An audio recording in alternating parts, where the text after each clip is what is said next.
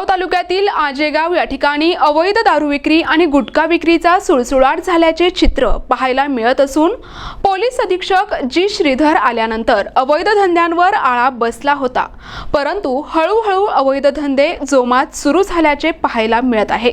सेनगाव तालुक्यातील आजेगाव येथे राजरोसपणे अवैध गुटखा दारू विक्री सुरू असून या गुटखा विक्री दारू विक्री करणाऱ्यावर कोणतीही कारवाई करत नसल्याने गुटखा आणि दारू विक्रेत्यांचे प्रमाण वाढले आहे। आजेगाव या ठिकाणी होलसेल आणि किरकोळ गुटखा विक्रीचा सुळसुळाट झाला असून याकडे पोलीस प्रशासन गुटखा आणि दारू विक्रेत्यांवर कारवाई करेल का अशी मागणी आता गावामधून जोर धरू लागली आहे।